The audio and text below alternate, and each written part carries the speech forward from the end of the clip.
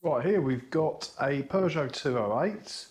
It's a petrol 1.2 engine, 2012 model year, which makes it roughly 10 years old, and it's got 45,000 miles on the clock. So the car's with us today for a service. I've had a quick look through the service book. It had a full service last year, and it's covered very little mileage since last year. So we will only be doing an intermediate service today, which is the smaller service. Here we've got a check sheet which covers most of the items, well pretty much all of the items we will be checking today on the smaller intermediate service. Everybody has a different routine, so they might not be done in that particular order, but always start on the interior of the car for obvious reasons. You're driving it in, start there, and we'll work our way through it. So I've just driven the car in to the workshop. When you're driving in, you can generally get a reasonable feel of the clutch and brake operation. All feels good so far. Obviously I'll check that a bit better on the road test afterwards. Now this car has come in probably about 2 weeks early for its service, so the little spanner reminder light on the dashboard isn't actually on. As you can see, you normally get a little spanner in the display there by the mileage to remind you to get it serviced. But one thing you need to do annually is reset that service light. It wouldn't look very good if I serviced the car and it went out 2 weeks later, the reminder came on. Now on this particular model it's quite straightforward. Press and hold the set button there and turn the ignition on, and you can see it counting down there.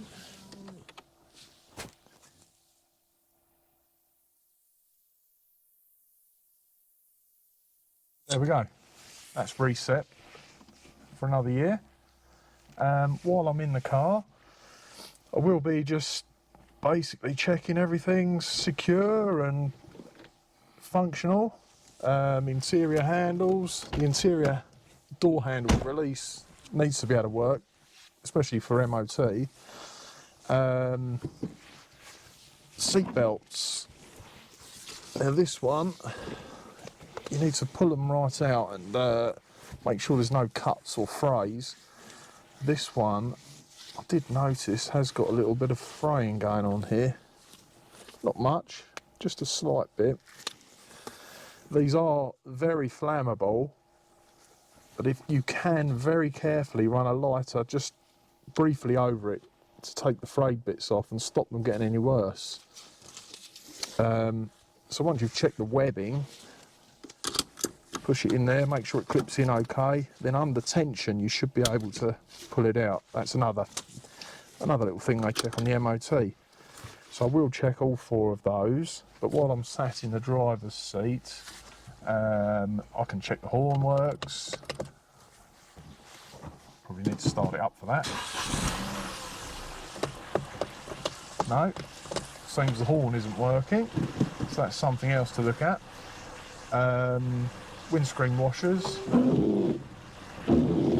Yeah, the wipers are okay, but probably past their best. I can also check the indicators on the dashboard for the lights. Make sure they're working okay.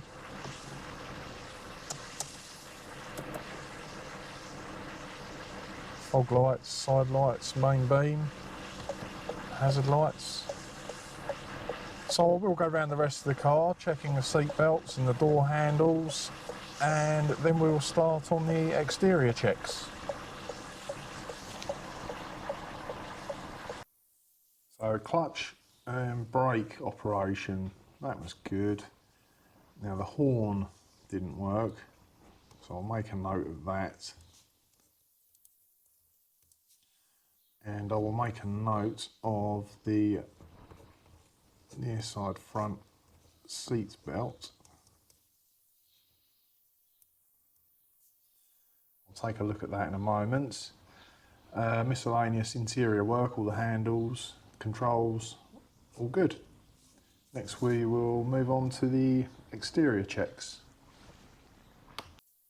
I noticed this seatbelt was slightly frayed on the interior checks. I personally take a lighter and very carefully just go over that just to take off the fluffing. If you leave it, there's a chance it will deteriorate quite quickly. But you have to be careful. As I said, these are quite flammable. So it's entirely up to you whether you want to try this, but only needs a little bit of heat, as you can see. That's probably all I would do there.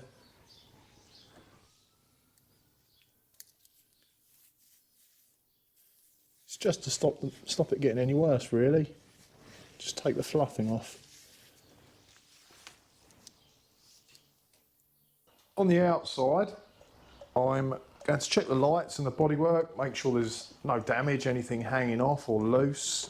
Start with this mirror. You've got the side repeater in there, which is working. It's all secure. I can't see any nasty damage around here. The wheel and tyre looks good from the offset, but we will take it up on the ramp and have a closer look at that. The wipers, as you saw, they were a bit juddery. And you can have a feel of these. Sometimes they split on the rubber at the very end. That is all intact, but it's not in a great condition, not in great condition. It's secure. Coming around the front, these bulbs, the orange bulbs, it's not uncommon for them to lose their orange coating. It just flakes off where they get hot, and they can go quite white, which again is an MOT failure. The side lights working, indicator, front fog light's good down there. Bumpers all secure. Bonnet's still closed at the moment. Looking round it, I can't see any obvious damage. Side light and indicator good, fog light's good. Yeah, wheel and tyre. That wheel's quite chewed up. Not uncommon on the near side front. Up against the curb, a lot of its life. This wiper, a bit green and manky. I might just take those off and give them a clean. That would improve things. That mirror's okay. Side repeater, mirror glass, all intact. Door opens and closes nicely. Again, everything's looking good. Rear indicator, side light, reverse light all working. Got two number plate lights there working. Same again this side.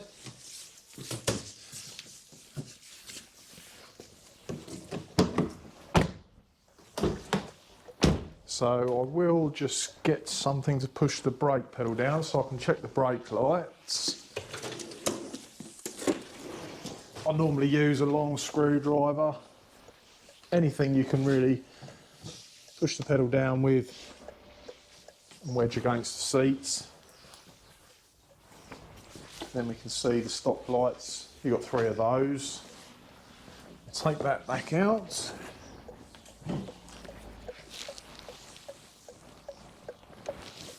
Now this Peugeot, the battery is obviously a little bit low and it stops the function of a lot of items. So I'm going to need to start it up.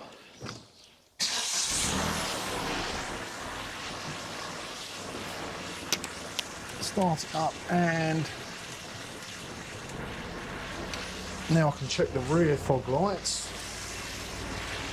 which is down the middle here. That's working well. And back to the front.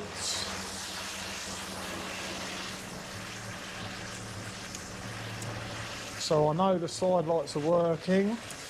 I can see the headlights are both working fine. And main beam, that's good.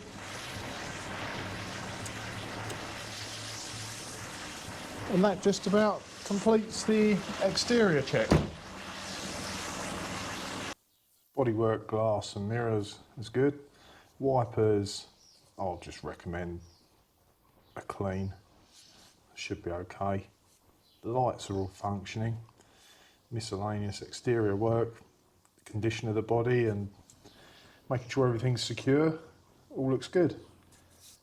I think next we will go on to the under bonnet checks. So under the bonnet, this is a 3-cylinder petrol engine.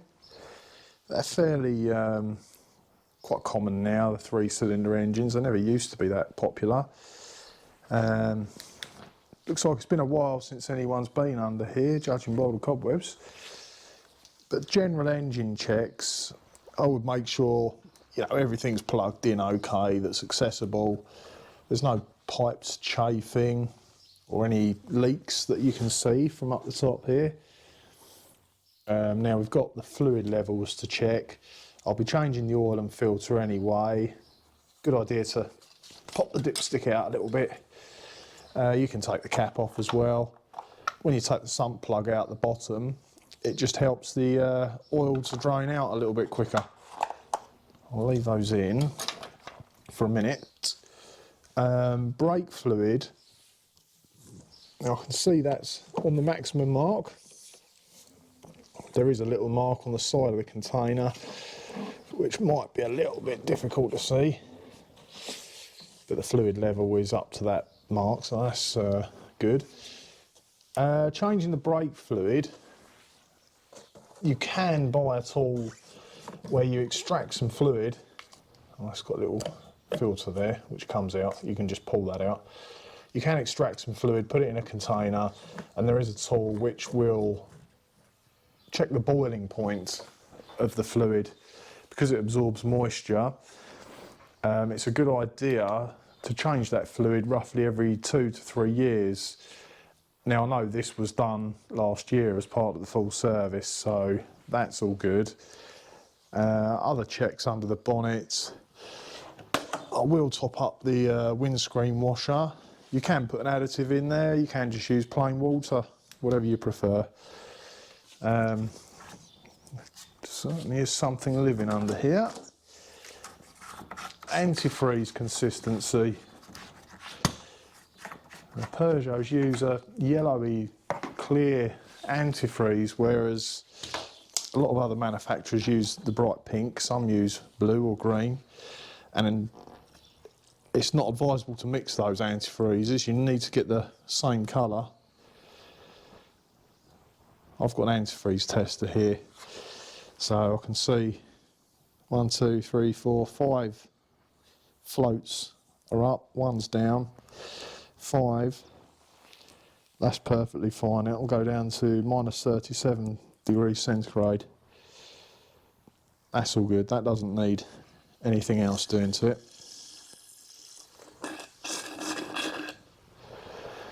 So I'll put that cap back on there.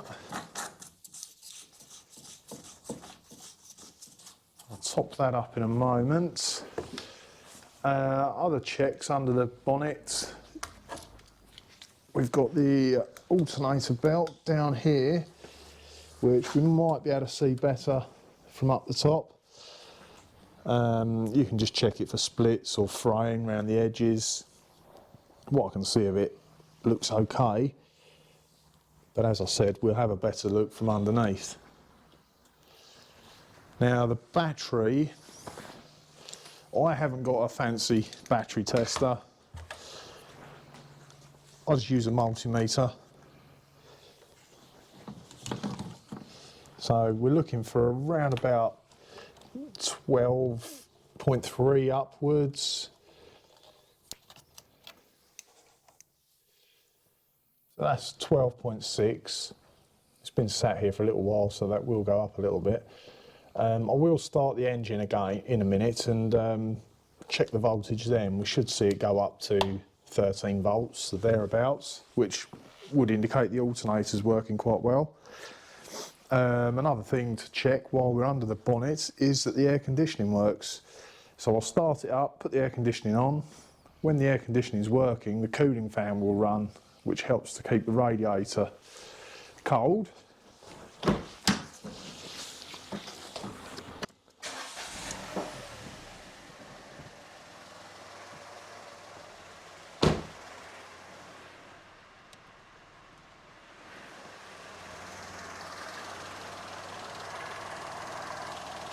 Right, so this battery, oh there you go, 14.5 volts. So the alternator's definitely doing its job and putting out a good charge. I can hear the cooling fan has cut in, which indicates the air conditioning is working.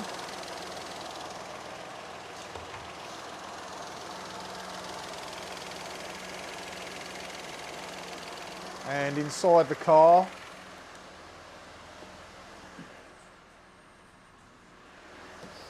it's blowing cold air out the dashboard vents, so I'm happy that the air conditioning is working well. So next we'll put the blocks under the car and raise it up. Under bonnet checks were good. Fluid levels, one of the other fluid levels you'd probably want to check would be power steering, but on this particular model it's electronic, so there is no bottles check there. Brake fluid, I know it was done last year. The belt looks good. Can't see any fluid leaks. Battery I'm happy with. Air conditioning is good. And any other little bits, the pipes and hoses all look good. So yeah, we'll take it up in the air and start on the other checks.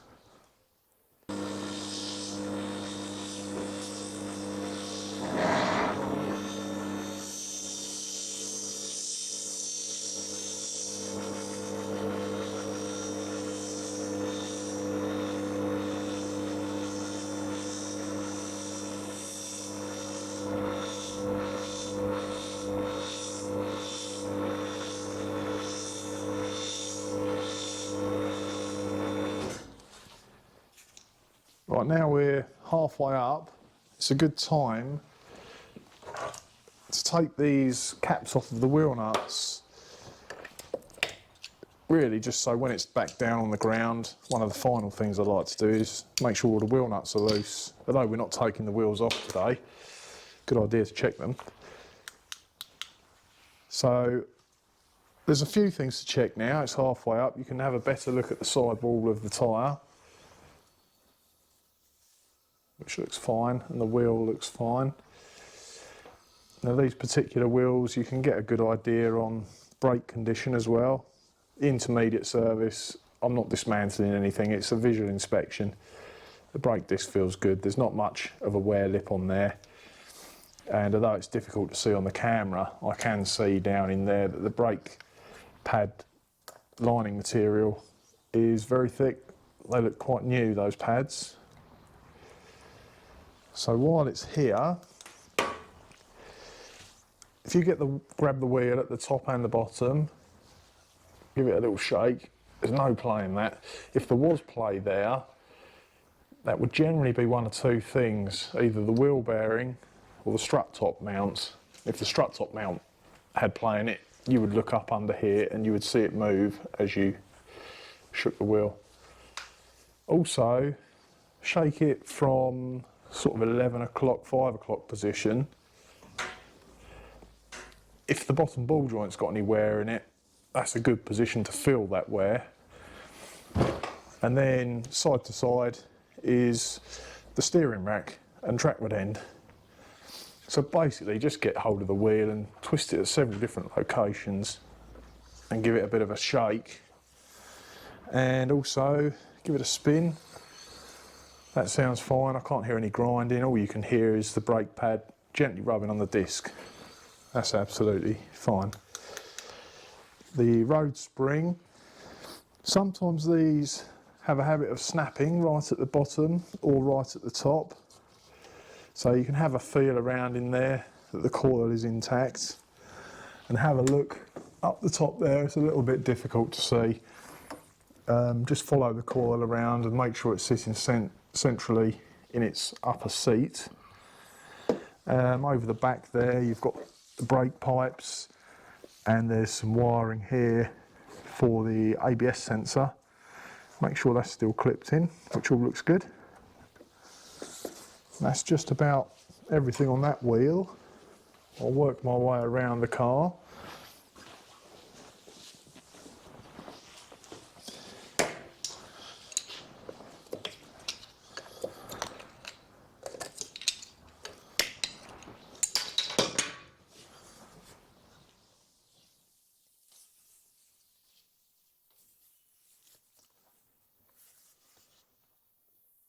That all feels fine.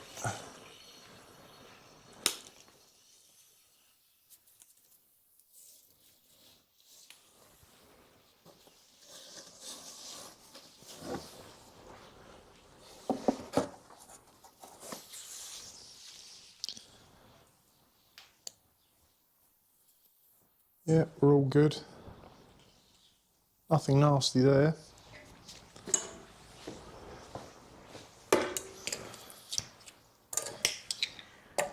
So the back end has got drums on this model. As I said, this is a small service, so I won't be taking wheels and drums off. It's purely a visual check. It had the full service last year where the drums would have been off.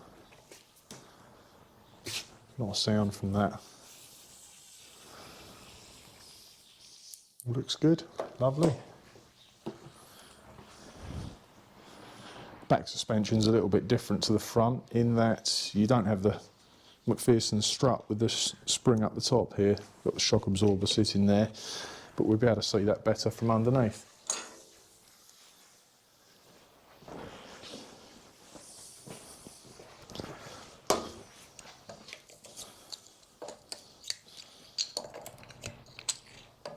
Most cars have these caps now over the wheel nuts, just a plastic push-on cap. Sometimes they can be a bit fiddly, but these Peugeot ones come off quite easily. It's a top to bottom for the wheel bearing. Just generally go round from all angles on the back. It's only really the wheel bearing you're testing on the back end. Sidewall looks good. All looks fine. Shock absorber, again, just a rubber boot you can see there. We'll see more from underneath. Okay, I'll carry on and take it up to the top.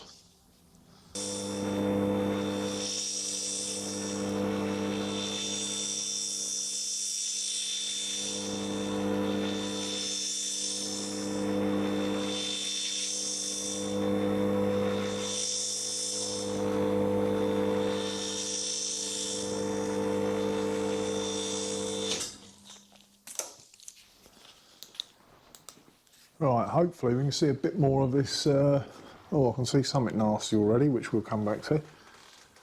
This belt,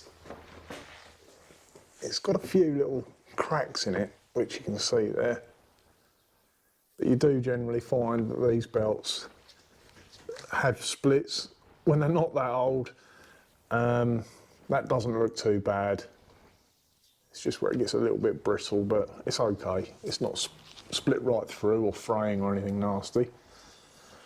Now what I did see straight away, as you can see, all this grease here. Let me turn the wheel around. Oh, that sounded like the boots popped off, yeah. So the securing clip's missing there, or it's come adrift, there it is. Mucky job, the clip's come off. That's actually broken, so I'll take that off, clean it up and pop a new clip on there. That's one of the jobs that we'll need doing. So on the suspension, while we've got the wheel turned around, this part here is an anti-roll bar drop link, and it has a ball joint swivel at the bottom and at the top. You need to check the rubber boots on these, make sure they're not split. Also, I generally get hold of the anti-roll bar where it bolts on. See if you can push it up and down. If the ball joints have got a bit of play in them, you'll get a little bit of movement going up and down, and that does create quite a horrendous knocking noise when you're driving along the road. Down here, there's another ball joint, the lower ball joint, which is smothered with grease from the CV joint there. That looks okay, what I can see of it. And also up the back here, everything's covered in grease from the CV. But you've got the steering track rod end, another ball joint there. The brake disc, which you can see, a little bit of surface rust, but overall it looks fine. And the inner brake pad, let me get something to point with. It's quite difficult to see actually. That's your brake pad there. So between that and the disc is how much material's left on the pad.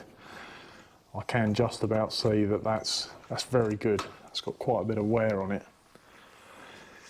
Now these ball joints, the trackward end we felt when the car was up at waist height by shaking the wheel and the bottom ball joint, but you can also grab a pry bar and just pull down, make sure it doesn't have any movement. That's absolutely fine. When they wear, you get a bit of a donk, donk, donk, donk up and down, but that's fine. Also, you've got the suspension bushes in the arm there. There's a rubber bush here, which goes right through this arm. The nut and bolt goes through the middle. And the same at the back. There's a rubber bush there. Sometimes they split and they can pop out of the arm, and the arm will drop down and close this gap up and chatter away on the subframe here. But that all looks fine. So underneath, what I can see generally looks okay. Can't see any leaks. No, it's all looking fine. I'll straighten up this steering and have a look at the other side. I'll put it round on the lock that way. So that's how the CV boot should look. It's got a broken clip. Brakes look good. All looks fine in there. You can see a bit more of the brake pipe as well.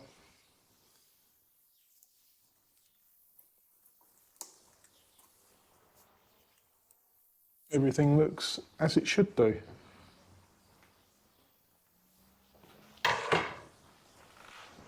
Now we'll walk to the back of the car. It looks like, oh yeah, the exhaust mounts at some point have come away and somebody's put Jubilee clips around there. It could really do with being welded back on, but I don't think that's going to go anywhere. You've got the rubber mounts here as well. They look good, they're not perished at all.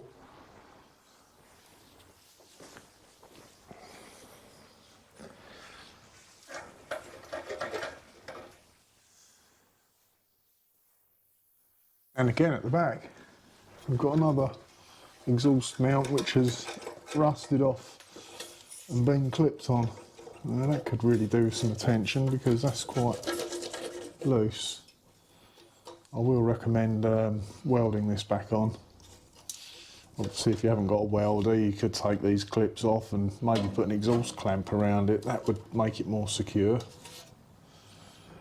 So while we're down here, we've got another main rear axle bush up in there, which you can't really see a lot of. ABS wiring here, and the brake flexi hose, which you can check for any splits. It looks fine. Here's your rear suspension setup. The spring, which is separate, a lot more easy to check on the back end. That's all fine, intact, sitting in its seats where it should be. And the shock absorber there, which looks perfectly dry. A little bit of surface rust, but that's fine. The rear mount, that's just about the only one on the system that's intact still. Looks a bit rusty, but it's all on there, it's okay. And the other side, same again really, the spring looks fine, all in place. Shock looks good. No, generally it's in pretty good shape. It's just that exhaust and the CV boot clip really that could do with attention. So while we're under the front of the car, you've got the radiator here, the very bottom of the radiator. You can see the fan there and on the fins. It's good to have a look over it and make sure there's no staining on there from any possible leaks, antifreeze leaks. But if anything's leaking, you're going to see staining at the bottom where it all runs down to, and that all looks nice and dry. And looking at the belts underneath, I will make a note that there are some small splits. They might want it changed just for peace of mind while it's here. Front brakes were good. The rear brakes, yeah, not really applicable because we're not taking them apart and inspecting them on an intermediate service. Drivetrain and shafts. So we've got the offside outer CV boot clip needs attention. Steering's good. Front suspension, that's good. Rear suspension's fine. Now the exhaust system, I'll just make a note of the mounts here because it would be a good idea to do something a little bit more permanent, maybe weld those on. We've checked the radiator and the engine and gearbox underside, and everything is bone dry, so I'm happy there's no leaks there. Couldn't see any obvious damage. And any miscellaneous bits underneath, the brake pipes, brake hoses, wiring looms, all look good. I think next we will have a better look at these tyres, wheels and tyres. So the wheels and tyres, we've already been around the outer sidewall while it was at waist height. Slight bit of curbing on this wheel, but nothing that's going to cause any problems, just cosmetical. Couldn't see any bulges or splits in the outer sidewall. Let me turn this around a little bit so we can get a better look. First we'll have a look in this tread. Again, just checking for any splits, nails or screws or anything like that really.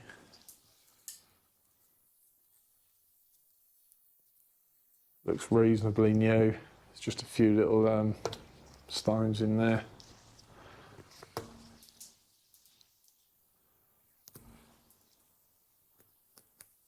Nothing sticking in though, so that's good.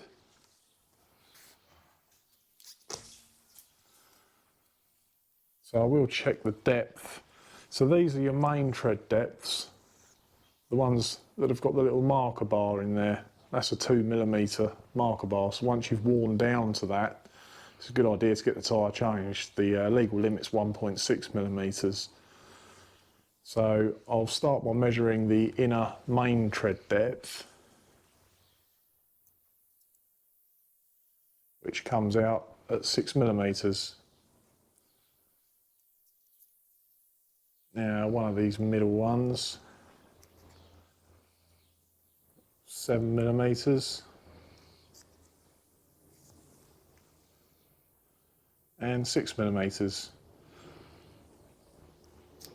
So 6, 7, 6. Inner sidewall, we can get a better look at from underneath. The rim looks nice and straight. There's no dents or damage on the rim on the inside. And I can't see any splits or bulges in the sidewall. That looks good. I'll make a note of those depths and carry on and do the other three.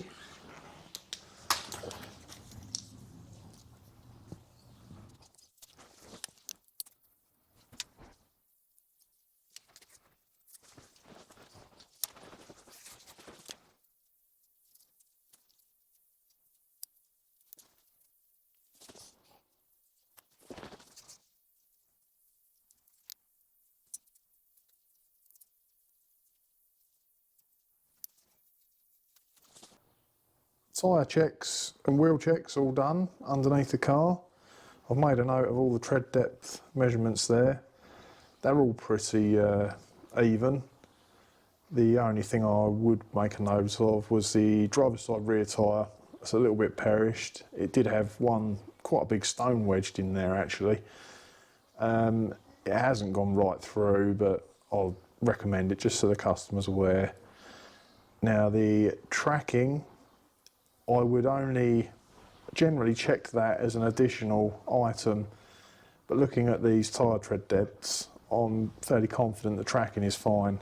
There's no real abnormal wear there. The inflation kit expiry date, locking wheel nut and the spare, we'll need to let the ramp down to check those, obviously go in the boot. Before we drop the ramp down, I'll start the oil draining and then we'll move on to that. Right, so on this car, it's got an 8mm Allen key sump plug, which you can use a normal Allen key or use a socket one if you've got it. It gives you a little bit more leverage. There it goes. And don't forget, you will need a bucket or a drainer. I've got a feeling I'm going to get a little bit messy taking this plug out. So I'm going to put a glove on, something I should have done earlier.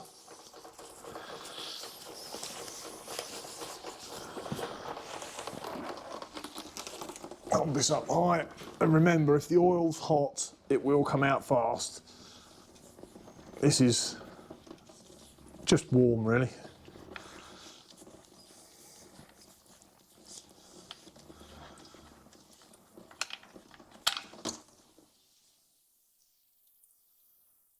There we go.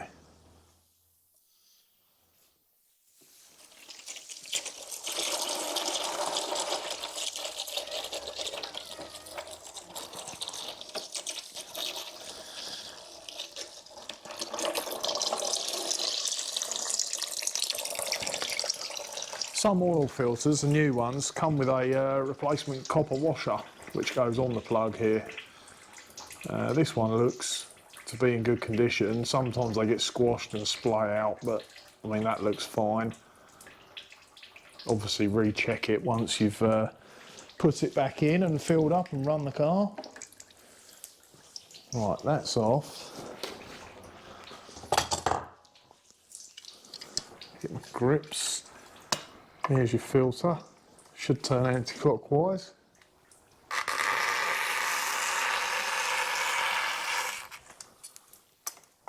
Good idea when you put the new one on to put a smear of grease around the rubber seal. Sounds like that might not have had any grease put on it. So when you loosen this, it will run out.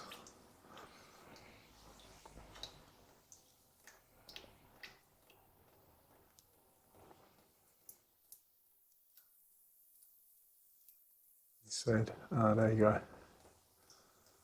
That's it.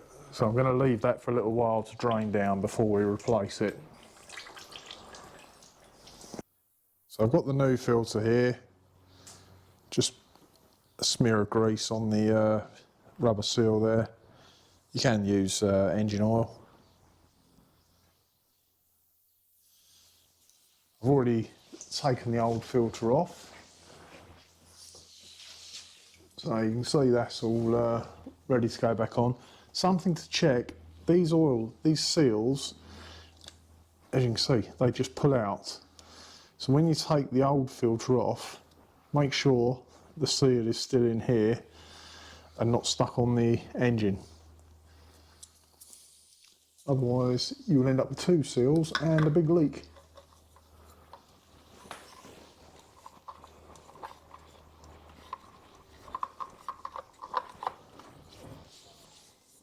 Only has to be done up hand tight.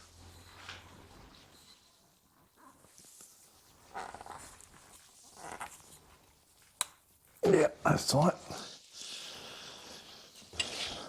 Next I'll get my sump bung.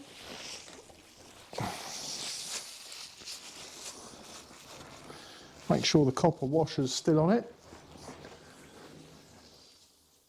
And get covered in oil again. There we go.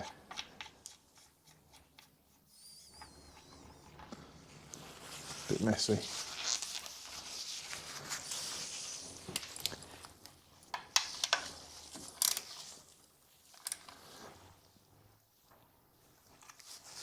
Lovely, that's tight. And just give that a wipe off.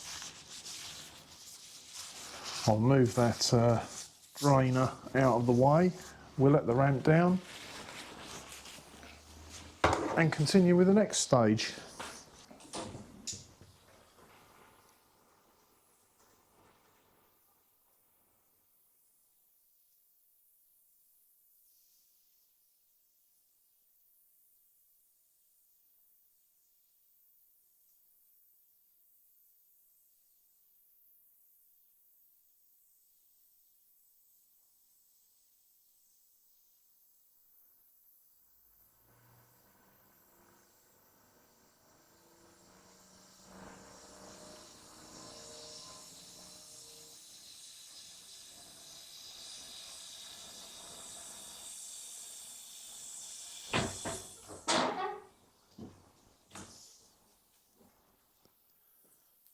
Now we're back on the ground.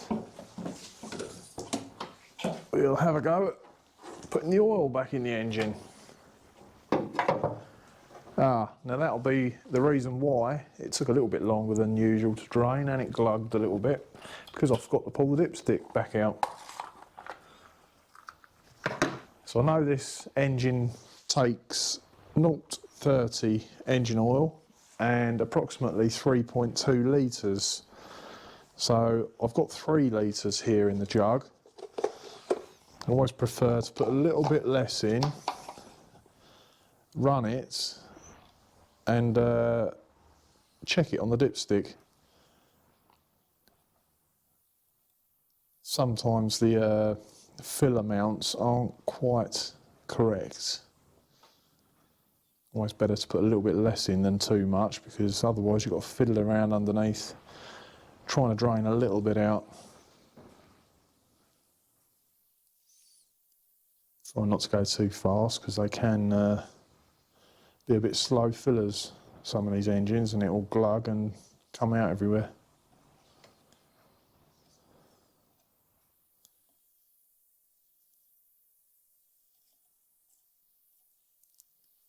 Okay, so that's 3 litres in there.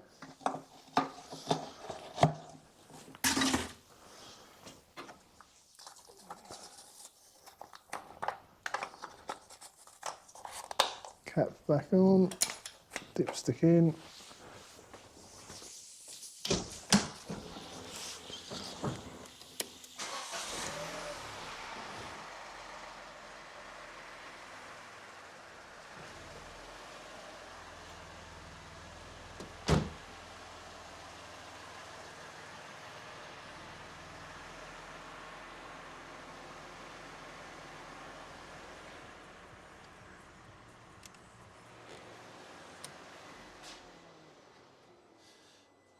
Just let it tick over for a little while, make sure the oil light goes out. There's no need to rev it up or anything. Then you really need to let it settle for a little while before you check the oil level on the dipstick. While that's settling, we'll check the spare wheel and the tyre inflation kit, whatever's fitted in the boot. So I'm not sure what we'll find in here, if it's got an inflation kit or a spare wheel. You normally have one or the other. And it's got a spare wheel, and that's good. You've got a locking wheel nut key there. It's good to make sure that's present and hasn't got any cracks. You don't want to be stuck at the side of the road and it'll either be missing or damaged and broken. Take this out. I'll get this spare wheel out. It's a good idea to check the pressure in service, because it often gets neglected, and then when you need it most, it's gone flat. And you do find that wheels and tyres that just stand around and aren't being used, they do lose quite a bit of pressure. So I'll bring this round.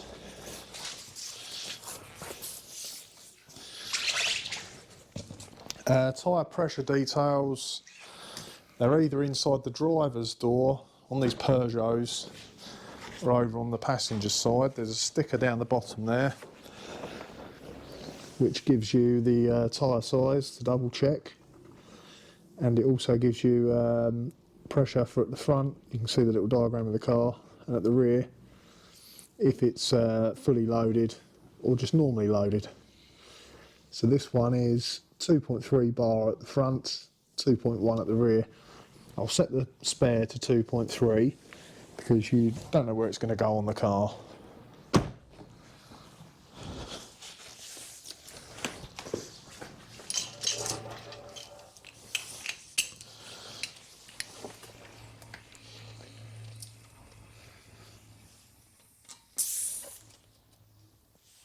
And I don't know if you can see, but that is very low. Looking about 1.3 bar there.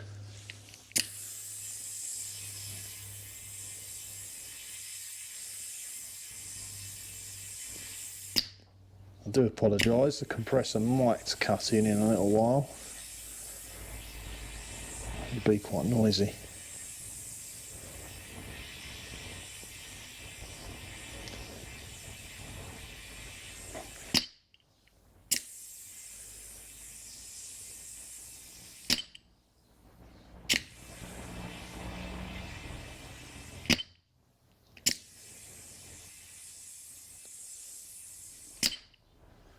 That's it, 2.3 bar. I'll carry on and do the rest of the car.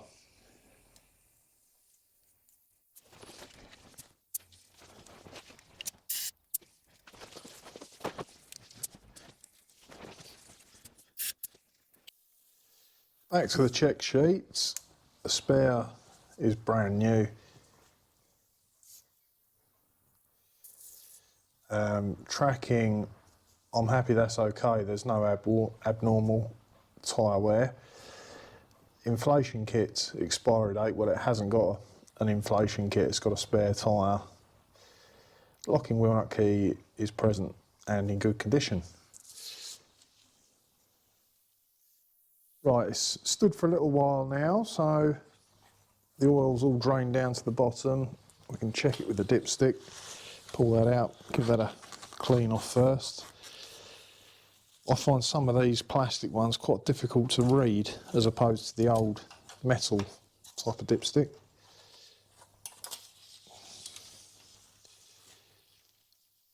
So around that way, it's very difficult to see. It's up to there, and the maximum mark, you can see a little arrowhead pointing to the line there.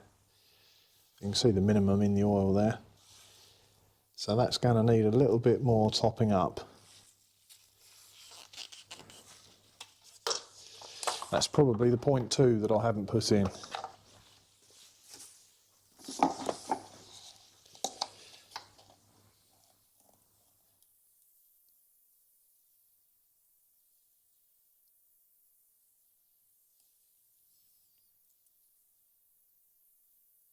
Right, we'll leave that to settle for a little while and check it again shortly. Right, this has stood for a little while now. Let's do another check.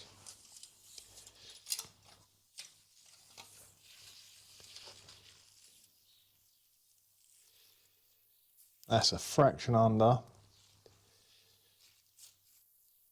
But you can see if you turn the dipstick round, it's kind of covered it.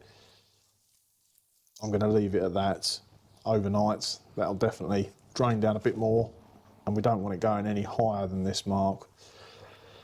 So I'm happy that's good. That is 3.2 as it said in the book, so that was correct. I just always like to put a little bit less in to start with. It's much easier to top up rather than having to take it up in the air and drain a little bit off. So that's good. One of my final checks on my take of an intermediate service is to just put a bar on all of the wheel nuts and make sure they're tight. So this is the locking wheel nut, which you'll find one nut or bolt on each wheel. We'll need that.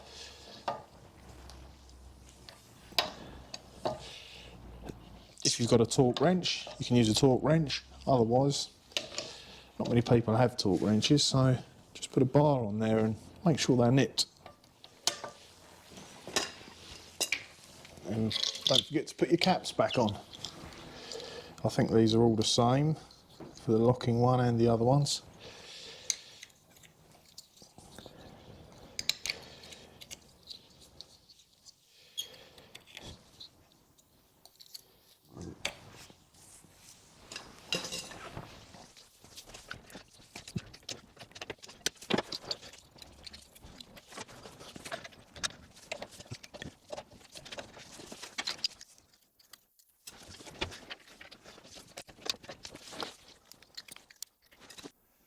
Okay, so that's about it. That's my take on an intermediate service, the smaller level service.